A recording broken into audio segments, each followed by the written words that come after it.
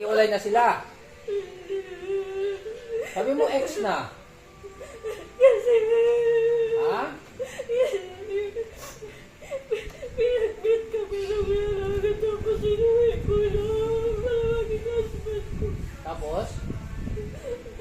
May kasama tayo na pinagplanuhan namin yun. Okay, tapos? Hindi pa rin nagkagusto sa'yo. Nagsasama na kayo sa isang bahay.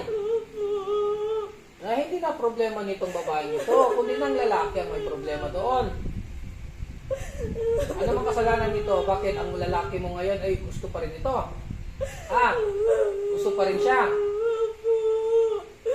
Ayaw ko siya bitawan. So pinakula mo. Opo. Ano ang purpose ng kulang? Patayin mo talaga o pahirapan mo lang? Pahirapan ko siya. Pahirapan? Para maging silang dalawa. Para hindi sila magkabalikan. Opo. Oh boy.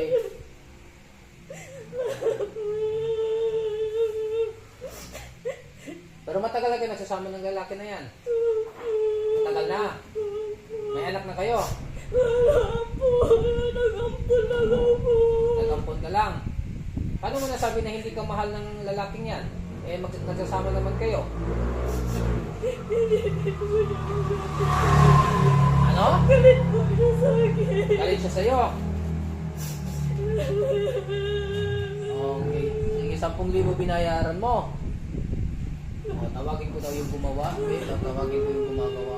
Tinatawag ko ang gumagawa. Pasok sa katawan. Pasok. Ikaw. Ikaw na ba yung gumagawa? Ha? Ikaw na ba yung gumagawa? Ikaw na ba yung gumagawa? Tinatanong kita. Ikaw. Lalaki ka babae? Danda.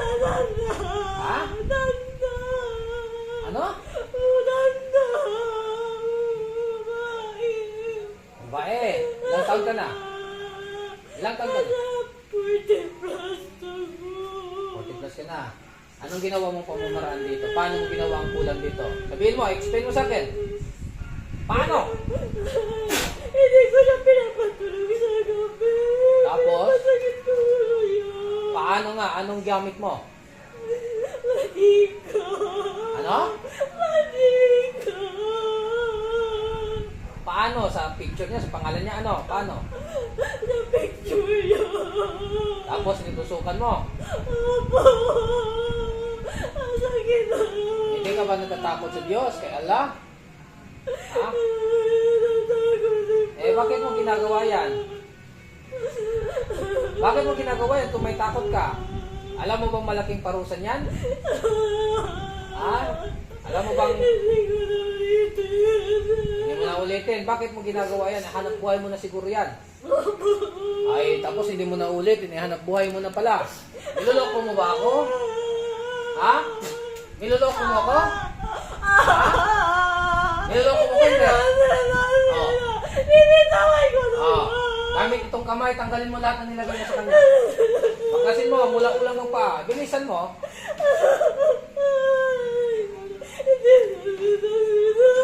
Hindi na. Hindi ka na talaga makakaulit. Baklasin mo lahat sa ulo, lalo na sa ulo.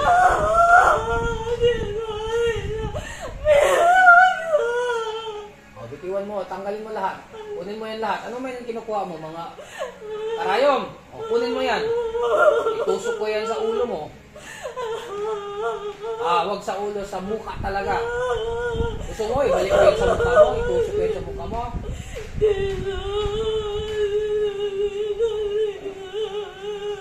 Parusahan, apoy. Agni, apoy, sunugin. Hindi naman tinatanggal ko na. Mangingisay siya. Kurong salurong. Manginginig ka sa kuryente.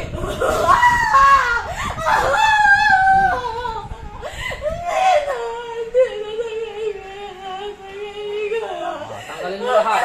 Dalawang kamay para mabilis. Dalawang kamay para mabilis. Tanggalin ko na yun.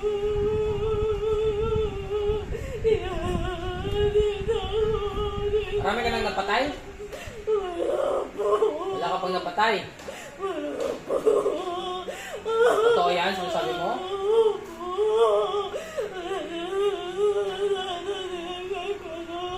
Tanggal Tanggalin mo ko kasi gusto ko lahat yan mawala ha. Makatulog na to ng mahimbing ha. Makatulog na to ha. Narinig mo ko? Pati sa dibdib pala yan meron. Pati sa tiyan. Grabe pala yung ginawa mo.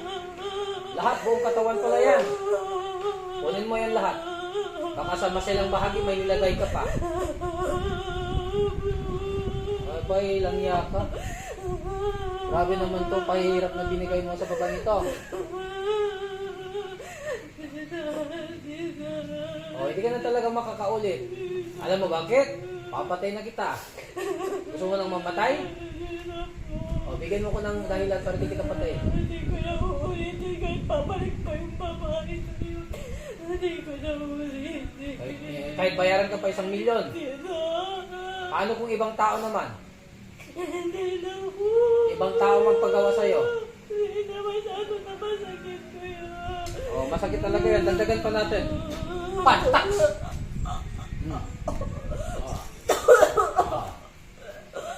Espada yan. Dagdagan pa natin, oh. Mga pako yan. Ha?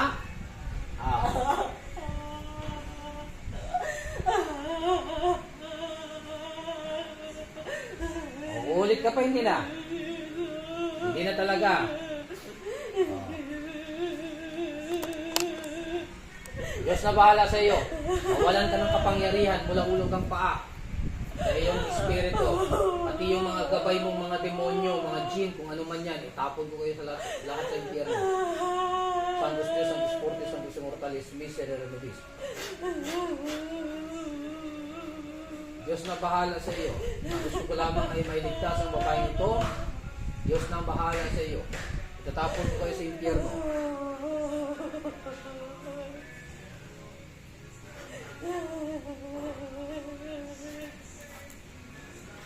Patayin ang mga mangkukulam na ito. Pagbilitan ang mga leeg.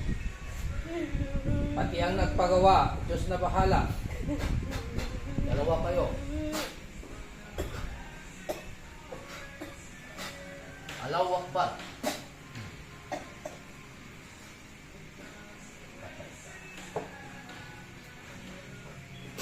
Tapon kayo sa impyerno.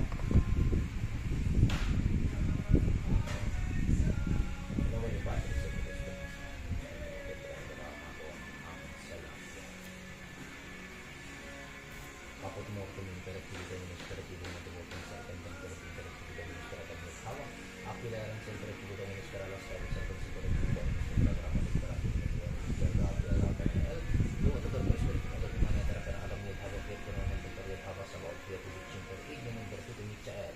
Ángel de los muertos, obedece de su patria, estado Santa Toro, el que trabajo, vuelve la tierra, si no quieres que te aguilane con esta espada.